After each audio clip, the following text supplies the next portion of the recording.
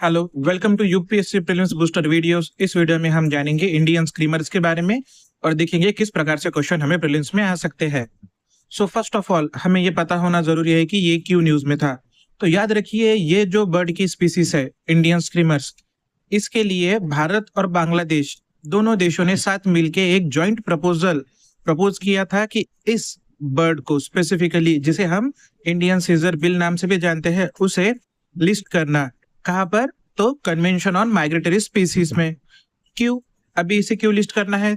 तो याद रखिए, हाल फिलहाल में लाओस, कंबोडिया या फिर वियतनाम, यहाँ पर ये स्पीसीज जो है इंडियन स्क्रीमर, ये एक्सटिंक्ट हो चुकी है, जो सिर्फ इंडिया में ही अभी पाई जाती है। इसका मोस्टली ब्रीडिंग ग्राउंड ये इंडिया में है और समटाइम्स वेस्टर्न बांग्लादेश में भी ये कहीं कहीं पर ब्रीडिंग करती हुई पाई जाती है। तो बेसिकली मोटा मोटा बात, भारत और बांग्लादेश में ही ये अभी क्या कह सकते हैं हम, एंडेंजर्ड रह चुकी है। तो इसीलिए उसे और भी एनहांस प्रोटेक्शन प्रोवाइड करने के लिए हमें कन्वेंशन ऑन माइग्रेटरी स्पीसीज पे एनलिस्ट करना है। तो नेक्स्ट हमें यह पता होना जरूरी है कि ये जो मेजरली इंडियन स्क्रीमर है कहाँ पर फाउंड होती है। तो याद रखिए, कोस्टल एरिया जो रहेंगे एस्चुरीज का, ओके, जैसे वेस्टर्न घाट और ईस्टर्न घाट का जो कोस्टल एरिया है, वहां पर हमें ये लार्जली पाई जाती है और वहां पर ही इसके नेस्टिंग ग्राउंड हमें दिखेंगे। ओके, सैंडी एरिया या फिर लेक के अराउंड, मार्श एस्चुरीज के अराउंड में। ओके, और यहाँ पर जो है ये किस चीज पर फीड करते हैं? तो याद रखिए, जो सरफेस ड्वेलिंग फिश रहती है उन पे, या फिर स्मॉल क्रस्टेशियन, ओके, उन पे, या फिर इंसेक्ट के लार्वा पे, ओके, उस पर ये क्या करती है? तो फीड करती है।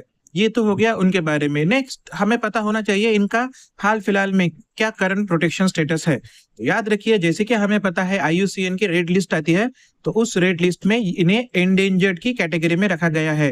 जैसे कि हमें पता है एंडेंजर्ड मतलब वो स्पीसीज जो थ्रेटन होने वाली है, ओके, मतलब थ्रेटन हो चुकी है और they could more get threaten, मतलब क्रिटिकली एंडेंजर्ड हो सकती है। तो अभी फिलहाल में वो IUCN की रेड लिस्ट पर हमें एंडेंजर्ड पे दिखती है। देन जो साइट्स है, साइट्स के लिस्ट पे हमें ये अभी तक एनलिस्टेड नहीं दिख रही है। Then wild life protection act 1972 में हमें ये फर्स्ट शेड्यूल में लिस्टेड दिखती है। ओके, ये तो हो गया इसके प्रोटेक्शन स्टेटस के बारे में। देन नेक्स्ट, जहां पर हमें इसे एनलिस्ट करना है, मतलब वही कन्वेंशन ऑन माइग्रेटरी स्पीसीज, तो वो क्या है हमें वो पता होना चाहिए। ओके, तो याद रखिए, कन्वेंशन ऑन माइग्रेटरी स्पीसीज, जिसे हम बोन कन्वेंशन इस नाम से भी जानते हैं, वो एक इंटर गवर्नमेंटल ट्रीटीज है जो UNEP means United Nation Environment Programme के अंदर साइन हुई थी। ओके, तो ये क्या है? तो ये एक सर्व करती है as a global platform for cooperation. Okay, किस चीज में कोऑपरेशन? तो conservation and sustainable use. Okay, जो माइग्रेटरी स्पीसीज है उनका, याद रखिए। तो ये ट्रीटी कब साइन हुई थी? तो ये ट्रीटी साइन हुई थी, हम कहेंगे 1979 के पास। ओके, और एनफोर्समेंट कब हुआ? तो 1983 में इसका एनफोर्समेंट हुआ। ओके, और एनफोर्समेंट होने के बाद से आज तक कुल 133 पार्टीज दिखती है। इंडिया भी इसका एक मेंबर है। ओके, तो कुल 133 पार्टीज है इसके मेंबर, ये हमें पता होना चाहिए। देन नेक्स्ट, जो CMS है, कन्वेंशन ऑन माइग्रेटरी स्पीसीज, ये एनिमल्स को दो कैटेगरीज में डिवाइड करता है, जिसे हम अपेंडिक्स 1 एंड अपेंडिक्स 2 भी कह सकते हैं। और अपेंडिक्स 1 में हमें वही स्पीसीज दिखती है जो क्रिटिकली एंडेंजर्ड है, ओके, और वो माइग्रेटरी स्पीसीज भी है। सेकेंड, हमें दूसरे इसमें दिखता है कि कुछ ऐसे स्पीसीज, ओके, जो माइग्रेटरी है ही, बट उनका कंजर्वेशन स्टेटस है वो अनफेवरेबल है, तो वो एंडेंजर्ड हो सकती है, वो भी एंडेंजर्ड हो सकती है। तो वैसे भी स्पीसीज को हमने यहाँ पे एनलिस्ट किया गया दिख रहा है। Okay, then now comes what is migratory species. तो याद रखिए, migratory species are those species who migrate from one place to another place to avoid harsh condition. Okay, जैसे कुछ हार्श कंडीशन रहेंगे, एक्सट्रीम विंटर वगैरह, तो कुछ स्पीसीज जो है वो स्ट्रेस नहीं सहन कर पाती है, तो वो एक्सटिंक्ट हो सकती है।